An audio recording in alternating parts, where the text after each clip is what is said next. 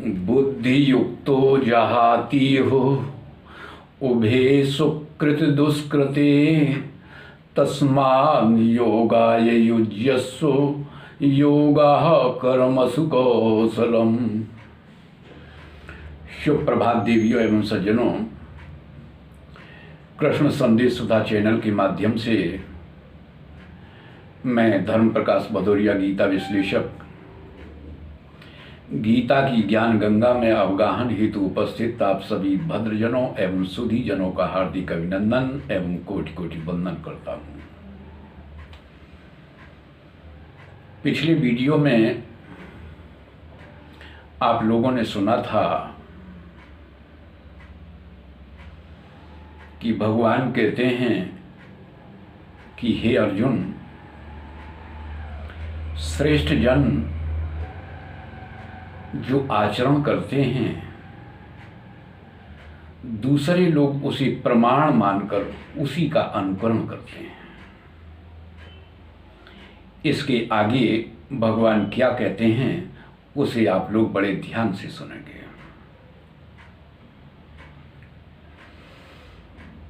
अगला श्लोक है कि न मे पार्थास्ति कर्तव्यम त्रिषु लोकेषु किंचन नानवाप्तुमवाप्तव्यम वर्त एव च कर्मणि।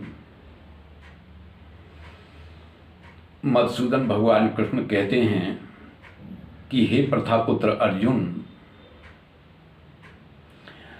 तीनों लोकों में मेरे लिए कुछ ऐसा कर्तव्य कर्म नहीं है, कोई ऐसा कर्तव्य कर्म नहीं है जिस कर्म को किए बिना मेरा काम न चले, और ना ही तीनों लोकों में कुछ भी अप्राप्त है जिसकी प्राप्ति के लिए मुझे साधन करना पड़े। लेकिन फिर भी वर्त एव च कर्मणि, मैं कर्मों में वर्तता हूं, यानी मैं कर्म करता हूं। इसका अभिप्राय यह है कि भगवान तीनों लोकों में सर्वश्रेष्ठ हैं, तीनों लोकों के लिए आदर्श हैं। उसी प्रकार संत जन या तत्वज्ञ पुरुष इस लोक के लिए आदर्श हैं। भगवान और संत जन यदि कर्तव्य कर्म का आचरण न करें तो दूसरे लोग भी कर्तव्य कर्म का आचरण नहीं करेंगे। परिणाम क्या होगा? परिणाम यह होगा कि लोग अकर्तव्य कर्म की आचरण का मार्ग अपना लेंगे।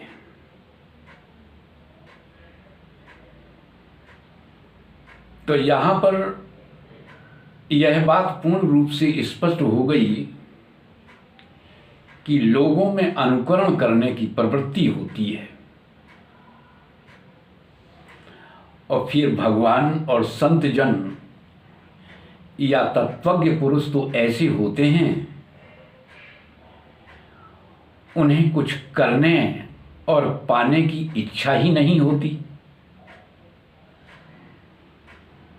लेकिन फिर भी वे कर्म करते हैं ताकि दूसरे लोग उसका अनुकरण कर सकें। अनुकरण के संदर्भ में हम आपको एक रोचक प्रसंग सुनाते हैं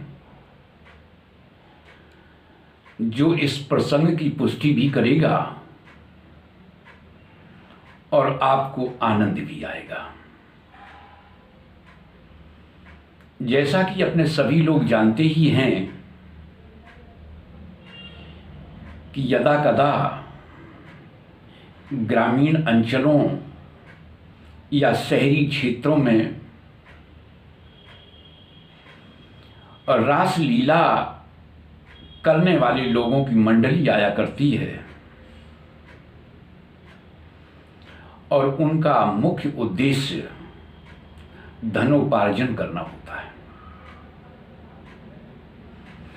बहुत से अभिनय करने वाले कलाकारों की जीविका की निर्वहन का यह साधन ही होता है।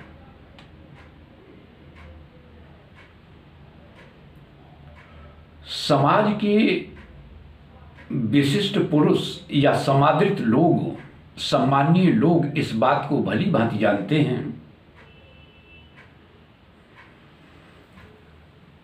तो वे क्या करते हैं, वे भी चाहते हैं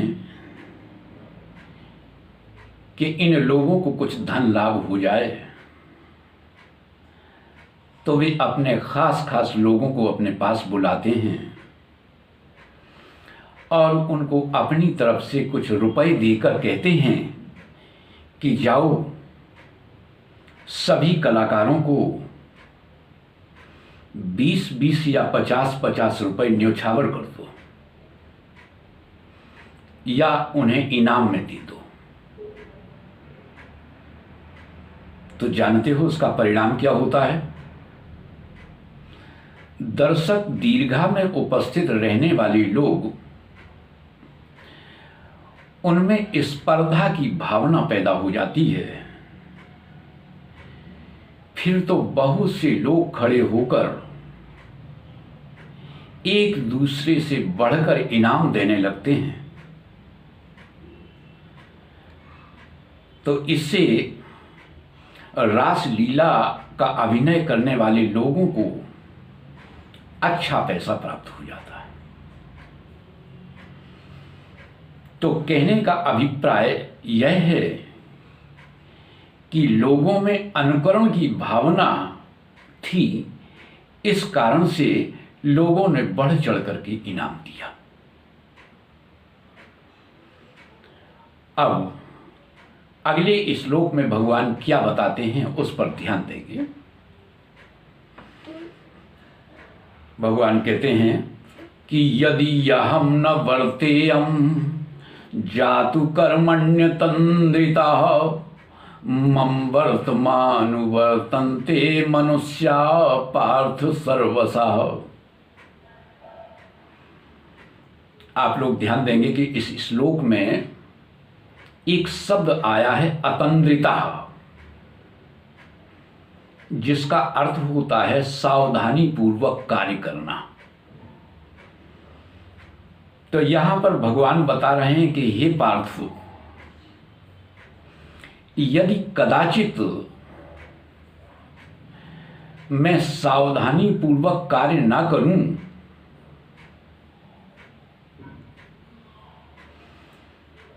तो जानते हो क्या होगा? क्योंकि मनुष्य मेरे ही बर्ताव के अनुसार बरतते हैं कि मम वर्तमान वर्तन्ते। भगवान कहते हैं कि लोग मेरे बर्ताव के अनुसार बरतते हैं। तो जानते हुए इसका परिणाम क्या होगा? कि लोग निकम्मे हो जाएंगे। तो यहां पर भगवान का आशय यह है, भगवान यह बताना चाहते हैं कि व्यक्ति को अपने कर्तव्य कर्म का आचरण करते समय प्रमाद और आलस्य कदापि नहीं करना चाहिए, बल्कि सावधानी और तत्परता के साथ कार्य करना चाहिए। पिछले वीडियो में आप लोगों ने ध्यान दिया होगा, जब हमने तीसरे अध्याय के 21वें श्लोक का विश्लेषण किया था। वह श्लोक था यद्यदाचरति श्रेष्ठस् तत्देवेतरो जना सयत् प्रमाणम कुरुते लोकस्तदनुवर्तते। भगवान ने बताया था कि श्रेष्ठ जन जो आचरण कर देते हैं,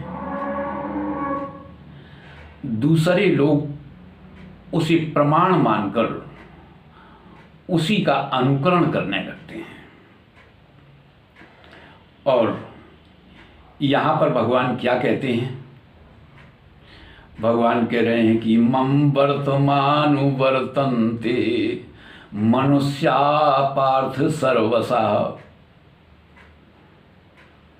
सब प्रकार से मनुष्य मेरे ही मार्ग का अनुकरण करते हैं। इसका अभिप्राय यह है कि जो श्रेष्ठ जन हैं वे तो इस लोक के लिए ही आदर्श हैं, लेकिन भगवान तो त्रिलोकी के आदर्श हैं। संसार के लोग किस तरह से कर्तव्य कर्म का आचरण करें, इसी की शिक्षा देने के लिए समय समय पर भगवान इस धराधाम पर अवतरित होते हैं, ताकि दूसरे लोग